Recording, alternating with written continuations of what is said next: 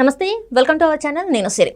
Uttarandhra YCP అయితే ఖాళీ అయిపోతుంది, జనసేనలోకి అయితే వలసలు వెళ్ళిపోతున్నాయి. సో దీంతో పార్టీ పరిస్థితి ఏంటి అనేది మనకి వివరించడానికి మనతో పాటు ఉన్నారు ప్రముఖ సీనియర్ జర్నలిస్ట్ జగదేవ్ గారు. నమస్కారం సార్. నమస్తే సార్, ఇప్పుడు చూస్తున్నట్టయితే ఉత్తరాంధ్రలో వైసీపీ అనేది అయితే వైసీపీ పార్టీలో అయితే మొత్తం ఎవరెవరైతే ఉన్నారో చాలా వరకు వెళ్ళిపోతున్నారు బయటికి. ఇప్పుడు చూస్తున్నట్టయితే కొంతమంది కార్పొరేటర్లు జనసేన కండువ కప్పుకున్నారు పవన్ కళ్యాణ్ గారి ఆధ్వర్యంలో. మరి అసలు వైసీపీ పరిస్థితి ఏంటి, మరి అసలు ఎలా ఉండబోతుంది నెక్స్ట్? అసలు నేను చాలా సందర్భాల్లో చెప్పానండి, ఎప్పుడైనా సరే గవర్నమెంట్ ఉన్న వైపే వలసలు వెళ్తుంటే బెల్లం ఉన్న చోట చేమలు చేరినట్టుగా. దట్టు వైసీపీ గత 5 ఏళ్ల పరిపాలనలో రకరకాల విమర్శలు ఉన్నాయి దాని మీద.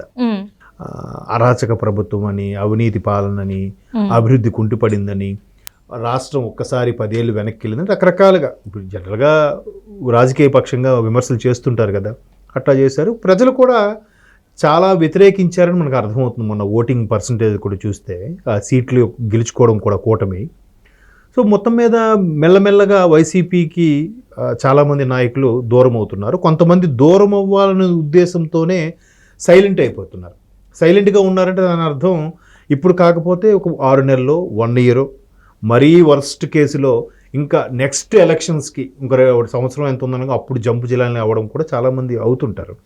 అయితే వైసీపీ ఘోర పరాభవం తర్వాత పెద్ద పెద్ద నాయకులే సైలెంట్ అయిపోతున్న తరుణంలో కింద స్థాయి వాళ్ళ పరిస్థితి ఏంటి?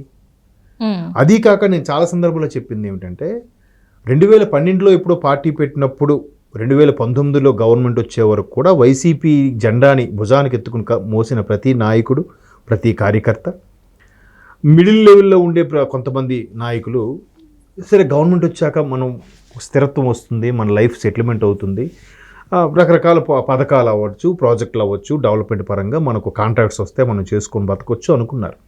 బట్ దానికన్నిటికీ విరుద్ధంగా ముఖ్యమంత్రి జగన్మోహన్ రెడ్డి గారు, అప్పుడు అదే మాజీ ముఖ్యమంత్రి జగన్మోహన్ రెడ్డి గారు, ఎంతసేపు పథకాలు, సంక్షేమం అన్నాడు తప్ప ఒక అభివృద్ధి లేదు, ఒక ప్రాజెక్టు లేదు. ఎలా బతుకుతారు వీళ్ళంతా? వీళ్ళకి ఎలాగ మనీ రెవెన్యూ ఎలా జనరేట్ అవుతుంది? మనీ టర్న్ ఓవర్ ఎలా అవుతుంది? రాష్ట్ర అభివృద్ధి ఒక్కటంటే అదే అభివృద్ధి అంటే రోడ్లు వేసేసి 4 ప్రాజెక్టులు తెచ్చేస్తే అభివృద్ధి కాదు. జనాల్లో అమౌంట్ కూడా టర్న్ ఓవర్ అవుతుండాలి. అప్పుడే కదా అందరికీ కూడా 4 పైసలు వస్తాయి. అలా కాకుండా ఆయన ఏం చేశాడు? లెక్కర్, ఇసుక మొత్తం ప్రభుత్వమే నడిపించేలా చేశారు. ఎస్పెషల్లీ లెక్కరు ప్రభుత్వాలు నడిపించేది లెక్కర్ అయితే, ఆ లెక్కర్ను కూడా ప్రభుత్వపరం చేసేసి మొత్తం వాళ్ళే మేనేజ్ చేశారు. అంటే పెద్ద తలకాయలు, కింద స్థాయిలకు ఇంకేముంది? అలా కాకుండా బాబు ఈ మండలానికి ఒకటి, లేదా మండలానికి ఒక 5 వైన్ షాపులు, అది కూడా ఎవరికి? వైసీపీ కార్యకర్తలకు, వైసీపీ నాయకులకు ఇప్పిస్తే వాళ్ళ అనుచరుడు అలా బతుకుతారుగా. దాని మీద వచ్చిన కమిషను, దాని మీద వచ్చిన ఏదో లాభమో ఏదో బతుకుతారు కదా. అలా కాకుండా అది కూడా గవర్నమెంట్ వేగా వేసేసుకుంటే మరి కింద జెండా పట్టుకుని తిరిగినోడు ఎందుకు తిరగాలి నీకోసం? సో ఇట్లాంటి వ్యతిరేకతలు గ్రౌండ్ లెవెల్లో సైలెంట్గా జరిగాయి, అది ఆయన తెలుసుకోలేకపోయారు, పక్కన పెట్టి. సో ఇప్పుడు ఒక్కొక్కరు ఏం చేస్తున్నారు? అరే మనం ఇంకా స్థిరపడలేదు, చేతి ఇవ్వాలి, సరే ముందు మనం వెళ్దాం అని ఎవరెవరు కింద స్థాయిలు మెల్లమెల్లగా జారుకొని పక్క పార్టీకి చూస్తున్నారు. పక్క పార్టీ అంటే ప్రధానంగా టీడీపీ ఆర్ జనసేన. బీజేపీలోకి చాలా తక్కువ మందే వెళ్తారు. ఎందుకంటే బీజేపీ మొన్న గెలుచుకున్న సీట్లు కూడా బికాజ్ ఆఫ్ కూటమి వల్ల గెలుచుకోగలిగింది. టీడీపీకి ఎలాగో గ్రౌండ్ లెవెల్లో మంచి బలం ఉంది. జనసేన ఆంధ్ర జిల్లాలు, ఉత్తరాంధ్ర, గోదావరి జిల్లాలు, కొన్ని ప్రాంతాలు, మొత్తం రాష్ట్రం అంతా కూడా విస్తరించేలాగా, బలంగా పాతుకుపోయేలాగా ఉండాలని జనసేన కూడా ప్రయత్నిస్తుంది. అయితే ఇప్పుడు రోజా గారి విషయంలో ఒక ఎగ్జాంపుల్గా తీసుకుంటే, నగిరి మాజీ ఎమ్మెల్యే రోజా గారి విషయంలో ఆవిడ వెనక తిరిగే ఎవరెవరైతే అనుయాయులు ఉన్నారో వాళ్ళందరూ కూడా సైలెంట్ అయిపోయారు ఎన్నికల క్యాన్వాసింగ్ టైంలో. అయిపోయి వాళ్ళ కింద ఉండే కార్యకర్తల్ని టీడీపీ వైపు అటు తిరగండ్రా అని చెప్పిన సందర్భాలు ఉన్నాయి. అలా ఉన్నప్పుడు ఆవిడ క్యాన్వాసింగ్కి వెళ్తే అడిగేవారంట, మేడం ఎప్పుడు మీ వెనక వాళ్ళు వచ్చారు కదా, ఫలానా ఇది వచ్చేవారు, ఫలానా రావు గారు వచ్చేవారు, ఫలానా సమ్ ఎక్స్ వచ్చేవారు, ఇప్పుడు లేరేంటనంటే ఈవిడేం చెప్పలేకపోయేవారు. వాళ్ళు సైలెంట్ అయిపోయి కింద కార్యకర్తలు మాత్రం టీడీపీ పంపించారు. ఎందుకు? సంకేతంగా రేపు గవర్నమెంట్ వస్తే మేము కూడా టీడీపీలోకి వస్తావురా బాబు అని చెప్పి ముందు కార్యకర్తలను పంపించారు. సో ఇక్కడ విశాఖలో కూడా కార్పొరేటర్లు ధైర్యం చేసి ఒక 5గురు వెళ్ళారు. వెళ్ళడం, అది కూడా డిప్యూటీ సీఎం పవన్ కళ్యాణ్ గారు చేతుల మీదుగా కండువ కప్పించుకోవడం, పార్టీలోకి ఆహ్వానించుకోవడం అనేది ఆశ్చర్యంగా. అదే పవన్ కళ్యాణ్ గారు కూడా ఇట్లా చేస్తున్నారా? ఇన్ని రోజులు పనుల్లో నిమగ్నమైపోయారు. ప్రమాణ స్వీకారం అయిన తర్వాత ఏవేవి చేయాలి త్వరితగతిన అనేది ముందు ఒక ప్రణాళిక రచించుకొని చేసుకొని తర్వాత మెల్లమెల్లగా అధికారము పరిపాలనే కాదు కదా, పార్టీ పరిస్థితి కూడా ముఖ్యమే కదా. ఏదైతే స్ట్రైకింగ్ రేట్ 100తో ఉందో ఇప్పుడు ఇంక విస్తరించే పనులు కూడా ప్రారంభించాలి జనసేనకి. సో విస్తరించే పనులు ప్రారంభించాలి. పనిలో పనిగా రాబోయే రోజుల్లో కార్పొరేషన్ ఎన్నికలు ఉన్నాయి. కార్పొరేషన్ ఎన్నికలు అనేవి బిగ్గెస్ట్ టాస్క్ అయిపోయింది ఇప్పుడు కూటమి ప్రభుత్వానికి. ఆల్రెడీ వైసీపీలో బలంగా ఉంది. రేపు పొద్దున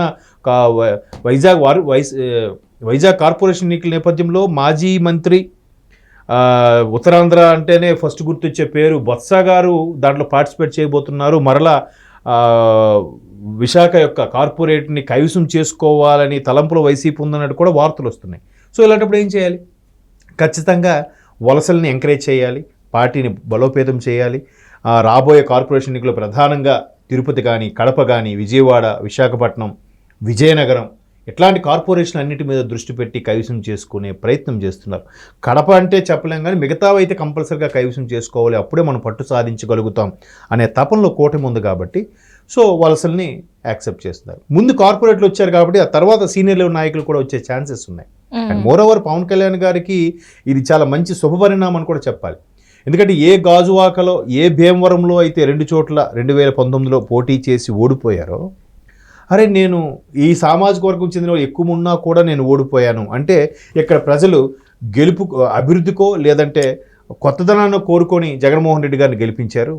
సరే నేను ఇంకా మిమ్మల్ని నమ్మకం కలిగించలేదు, నేను నమ్మకం కలిగించుకుంటాను, మళ్ళీ గెలిపించుకుంటాను అనే తపనతో ఉన్నాడు. కాబట్టి ఆ ఏ వైజాగ్లో అయితే ఓడిపోయాడో అదే వైజాగ్ నుంచి జనసేనకు వలసలు రావడం అనేది మంచి పరిణామంగా భావిస్తూ ఇకపై మనం ఉత్తరాంధ్రలో ఫస్ట్ పార్టీని బలోపేతం చేయాలని ఆలోచనలు ఉన్నారు.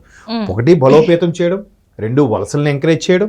వలసలను ఎంకరేజ్ చేస్తూ దాంతోపాటు మరో 10 మందిని సభ్యత్వం పెరుగుతున్న కొద్దీ రేపు కార్పొరేషన్ ఎన్నికలకు కూడా కూటమి విజయం నల్లేరు మీద అడకైపోతుంది, ఈజీ అవుతుంది కదా. సో అందుకు పవన్ కళ్యాణ్ గారు పర్టికులర్గా విశాఖ నుంచి కార్పొరేట్ రావడం నాకు జనసేనని మరికాస్త ఆదరిస్తున్నారు, నమ్ముతున్నారు. మీ ఆదర అభిమానాలు ఎప్పుడు ఇలాగే ఉండాలి, మీ నమ్మకాన్ని చూరగొనేలాగా మరికాస్త పనిచేద్దాం, కలిసి పనిచేద్దామని అతనే స్వయంగా కండువాలు కప్పి ఆహ్వానించారు.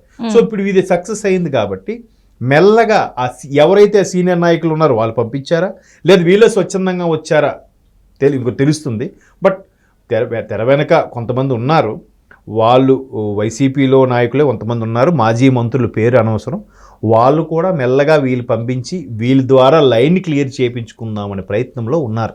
కానీ మరి వైసీపీ మెయిన్ లీడర్స్ని తీసుకునే అవకాశం ఉందంటారు? ఎందుకంటే చాలా వరకు చూసాం వైసీపీ లీడర్స్ ఎట్లా మాట్లాడారు ఏంటి అనేది, చంద్రబాబు నాయుడు గారిని ఎలా మాట్లాడారు, పవన్ కళ్యాణ్ గారిని ఎలా మాట్లాడారు అనేసి మనం చూసాం.